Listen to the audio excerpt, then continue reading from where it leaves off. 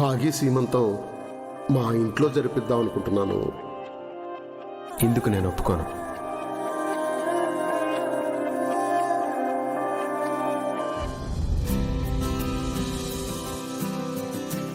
బాగి బాగి juice అక్కడ పెట్టండి. Juice తెచ్చింది పక్కన పెట్టడానికి కాదు, తాగడానికి. తర్వాత తాగుతాను, మీరు వెళ్ళండి. లేదు, ఇప్పుడే తాగాలి, నా ముందే తాగాలి. ఆర్డరా రిక్వెస్టా? కేరింగ్. Very boring. వాట్? నేనేమో మీరు చెప్పినవన్నీ వినాలి, పాటించాలి.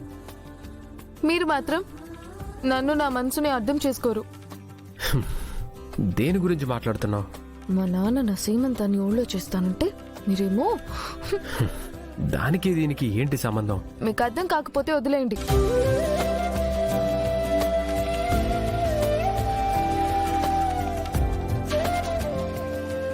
ఏంటి అలిగావా? అలిగితే మాత్రం నేను అనుకున్నవన్నీ జరుగుతాయా ఏంటి? సరే, కావాలంటే నా మీద అలుగు, కానీ నీ మీద, బేబీ మీద అలక్కు. అంటే నా మీద కూడా నాకు రైట్స్ లేవా? నువ్వు బేబీ మీ ఇద్దరు belongs to me. Me complete responsibility నాది.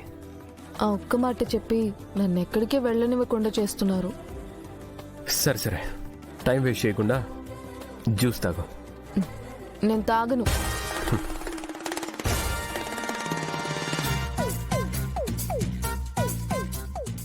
నీతో ఎలా జ్యూస్ తాగించాలో నాకు బాగా తెలుసు. అంజు, అమ్ము, ఆనంద్, ఆకాష్,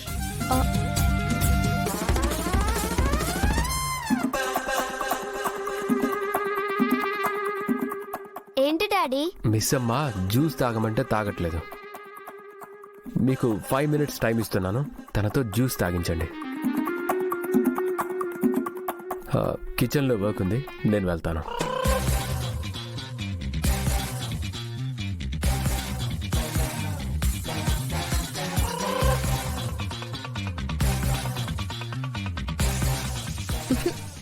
ఏమైంది మిస్ అమ్మ? ఎందుకు జ్యూస్ తాగనంటున్నావు? నేను అలిగాను. ఎవరి మీద? జ్యూస్ మీద? కాదు, మీ డాడీ మీద. ఏమైంది మిస్ అమ్మా? డాడీ ఏమన్నా అన్నారా? ఆయన నా మాట వినట్లేదు. డాడీతో నువ్వేం చెప్పావు? మీ డాడీతో నేనేం చెప్పలేదు.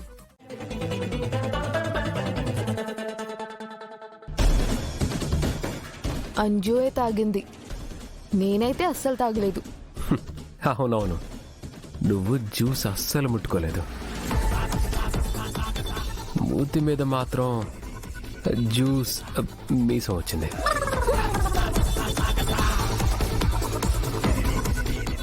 అంతా బాగానే మేనేజ్ చేసావు, కానీ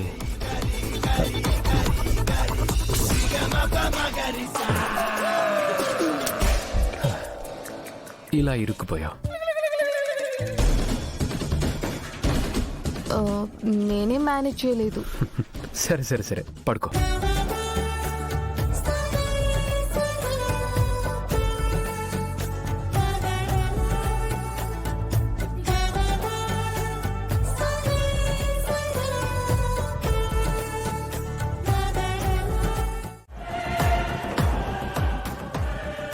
ఏంటి ఏదో అర్జెంటుగా రమ్మన్నావు?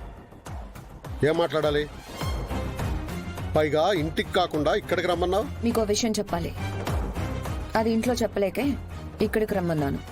ఆ విషయం తర్వాత, నిన్ను ఆ బ్లాక్ మ్యాన్ ఎవరో చంపాలని చూస్తున్నాడు కదా, ఇలా బయట తిరుగుతూ ఉంటే నీకేం ప్రమాదం లేదా? ఇప్పుడు ఆ బ్లాక్ మ్యాన్ వల్ల నాకేం ప్రాబ్లం లేదు. 6 నెలల నుంచి అతను నా మీద అటాక్ చేయకుండా సైలెంట్ గా ఉన్నాడు. నువ్వు చేసిన పాపాలకి నిన్ను అప్పుడే చంపేయాల్సిందే, కానీ నా కూతురికి ఇచ్చిన మాట కోసం ఆగాను. సైలెంట్ గా ఉన్నాడు, లేదా నీ పాప నువ్వే పోతావని వదిలేశాడు. ఏంటి? ఏం లేదులే. నువ్వేదో విషయం చెప్పాలన్నావుగా, ముందు అది చెప్పు. సీమంతం చేయలేదని బాగి ఇంట్లో అలిగి ఏడుస్తుంది. తన బాధ చూడలేకొచ్చాను. నువ్వు ఒకరిని ఏడిపించేదానివే గాని ఒకరి ఏడుపు చూసి జాలిపడేదానివి కాదే. చాలా విచిత్రంగా మాట్లాడుతున్నావు. మీరు ఏమైనా అనుకోండి, ఎలాగోలాగా మీ ఊళ్ళో బాగీకి సీమంతం జరిపించండి. ఊళ్ళో శ్రీమంతం అంటేనే మా అల్లుడు గారు ఒప్పుకోలేదు కదా. అది అరుంధతి పుట్టిన ఊరని, మళ్ళీ పుట్టబోయే అరుంధతి కోసం బాగి ఆ ఊళ్ళోనే సీమంతం జరిపిస్తే బాగుంటుందన్న సెంటిమెంట్తో చెప్పండి. అప్పుడు అమరేంద్ర ఒప్పుకుంటాడు కదా. కావాలంటే నేను కూడా మీకు సపోర్ట్గా అమర్కి నచ్చ చెప్తాను. అమర్ ఒప్పుకుంటే మీరు ఊళ్ళో సీమంతం చేసుకోవచ్చు. బాగి కూడా సంతోషపడుతుంది. అవును, నువ్వు ఎప్పటి నుంచి బాగా సంతోషం కోరుకుంటున్నావు మనోహరి? తన సీమంతంపై నీకెందుకంత ఆసక్తి? బాగి కడుపున అరుంధతి పుట్టబోతుందని అంటున్నారు కదా. ఎంతైనా అరుంధతి నా బెస్ట్ ఫ్రెండ్ కదా. ఆరుని చంపింది కూడా నువ్వే కదే. అందుకే బ్లాక్ మ్యాన్ లా వచ్చి నిన్ను చంపాలనుకున్నాను.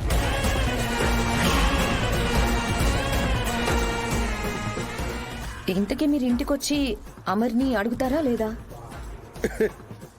అడుగుతాను, కానీ నువ్వు చెప్పావని కాదు, నా కూతురి ఆనందం కోసం అడుగుతాను. ఏదైనా పర్లేదు. సరే, నేను ఇంటికి వెళ్తున్నాను. మీరు కాసేపు అయ్యాక ఇంటికి వచ్చేసేయండి.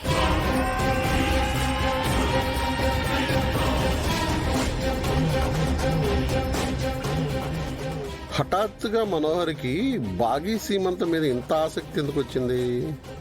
దీని వెనక ఇదేమైనా కుట్ర పన్నుతుందా?